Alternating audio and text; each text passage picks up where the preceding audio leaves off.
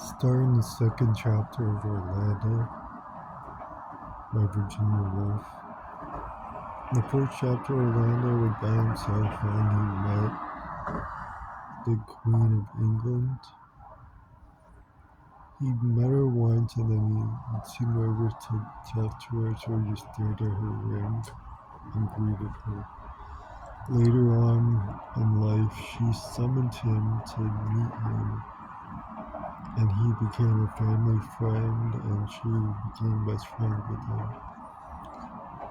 Then the Queen of England told him to settle down and find a girl. So he found 3 women on the court that he liked, and he dated one of them.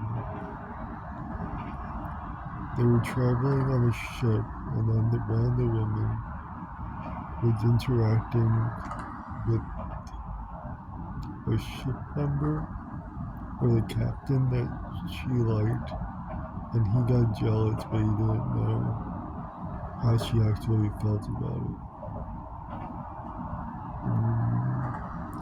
Then, when they got to the city, she said that she would meet up with him at midnight after the party. Not a party. It was a performance that they went to. And then, on his way to meeting up with her, she was late. So he waited outside, and there was a bunch of icebergs that went through the river and destroyed most of the city.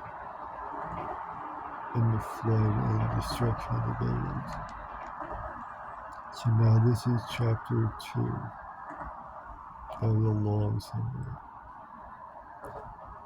The biographer is now faced with the difficulty which it is better perhaps to confess than to gloss over. Up to this point in telling the story of Orlando's life, documents, both private and historical, have made it possible to fulfill the first duty of a biographer, which is to plod, without looking to right or left in the indelible footprints of truth, unenticed by flowers, regardless of shade. On and on methodically till we fall plump into the grave and write finis on the tombstone above our heads. But now we come to an episode with lines right across our path, so that there is no ignoring it. Yet it is dark, mysterious, and undocumented, so that there is no explaining it. Volumes might be written in interpretation of it. Whole religious systems founded upon the signification of it. Our simple duty is to state the facts as far as they are known, and so let the reader make of them what they may. In the summer of our disastrous winter, which saw the frost, the flood, the deaths of many thousands, and the complete downfall of Orlando's hopes. For he was exiled from court, in deep disgrace from the most powerful nobles at his time. The Irish house of Desmond was justly enraged. The king had already trouble enough with the Irish not to relish this further addition. In that summer, Orlando retired to his great house in the country and there lived in complete solitude. One June morning, it was Saturday the 18th, he failed to rise at his usual hour, and when his groom went to call him, he was found fast asleep, nor could he be awakened. He lay as if in a trance, without perceptible breathing, and though dogs were set to bark under his window, cymbals, drums, bones beating perpetually in his room, a gorse bush put under his pillow, and mustard plasters applied to his feet. Still he did not bake, take food, or show any sign of life for 7 whole days. On the seventh day he woke at his usual time, a quarter before 8 precisely, and turned the whole pose of caterwauling, wise and village soothsayers out of his room, which was natural enough. But what was strange was that he showed no consciousness of any such trance, but dressed himself and sent for his porch as if he had woken from a single night's slumber. Yet some change, it was suspected, must have taken place on the chambers of his brain, for though he was perfectly rational and seemed graver and more sedate in his ways than before, he appeared to have an imperfect recollection of his past, like these run-on sentences for so long. He would listen when people spoke of the great frauds of the skating or the carnival, but he never gave any sign, except by passing his hand across his brow as if to wipe away some cloud, or having witnessed them himself. When the events of the past 6 months were discussed, he seemed not so much distressed as puzzled, as if he were troubled by confused memories of some time long gone, or were trying to recall stories told him by another. It was observed that if Russia was mentioned, or princesses, or ships, he would fall into a gloom of an uneasy kind and get up and look out the window, or call one of the dogs to him, or take a knife and carve a piece of cedar wood. But the doctors were hardly wiser than they were now, and after prescribing fast, rest and exercise, starvation and nourishment, society and solitude, that he should lie in bed all day and ride 40 miles between lunch and dinner, together with the usual sedative and irritants, diversified as the fancy took them, with pauses of newt slobber on rising, and drowse of peacock guile on going to bed. They left him to himself, and gave it as their opinion that he had been asleep for a week.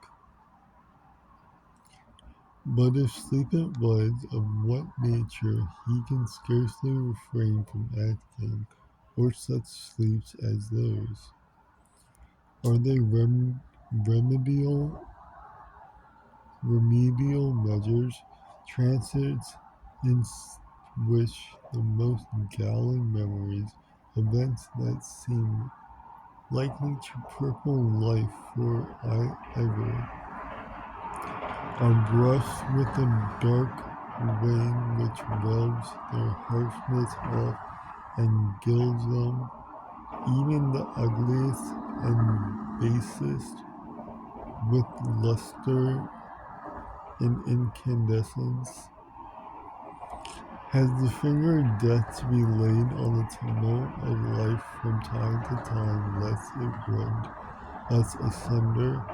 Or are we so made that we have to take death in small doses daily, or we could not go on with the business of living?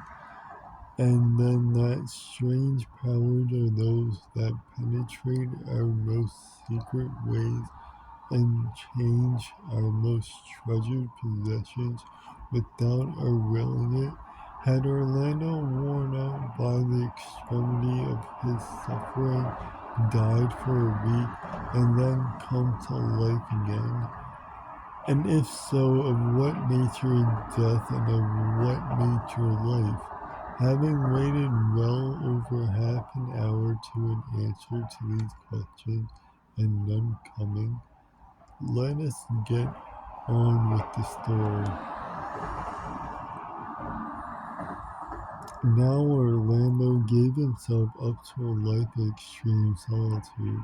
His disgrace at court and the violence of his grief were partly the reason of it, but as he made no effort to defend himself and seldom invited anyone to visit him, though he had many friends who would willingly have done so, it appeared as if it to be alone in the great house of his father suited his temper. Solitude was his choice. How he spent his time nobody quite knew. The servants, of whom he kept a full retinue, though much of their business was to dust empty rooms and to smooth the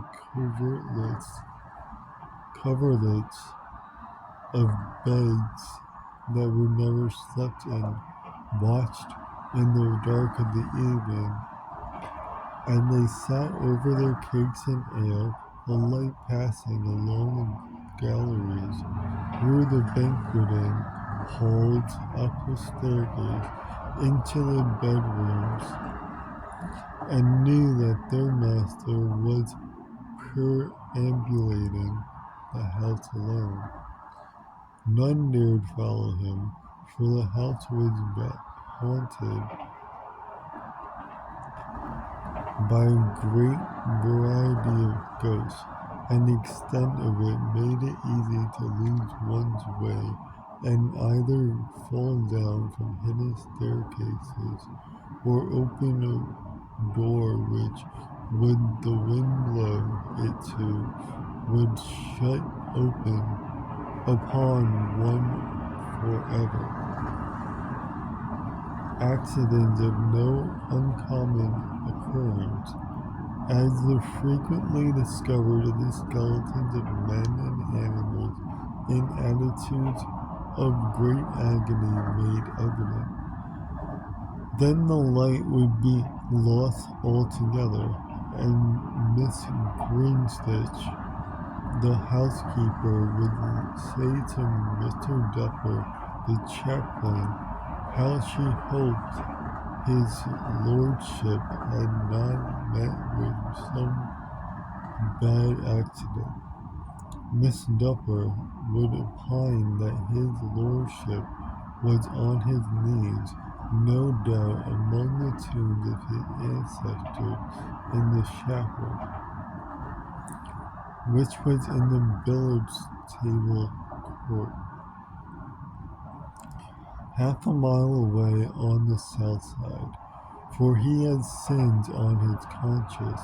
Mr. Dupper was afraid, upon which Miss Greenstitch would retort, rather sharply, that so had most of us, and Miss Skookley and Miss Field, and old Nurse Carpenter would all raise their voices in his lordship's praise, and the grooms and the stewards would swear that it was 1,000 pities to see so fine a nobleman moping about the house when he might be hunting the fox or chasing the deer, and even little laundry maids and scullery maids, the Judies and the Faiths, who were handing round the tankards and cakes, would pipe up their testimony to his lordship gallantry, for never has there a kinder gentleman, or one more free with those little pieces of silver which serve to buy a knot of ribbon or put a posy in one's hair, until even the blackamoor whom they called Grace Robinson, by way of making a Christian woman of her, understood what they were at, and agreed that his lordship was a handsome, pleasant, darling gentleman in the only way she could, that is to say, by showing all her teeth at once in a broad grin. In short, all his serving men and women held him in high respect, and cursed the sovereign princess, but they called her by a coarser name than that, who had brought him to his pass.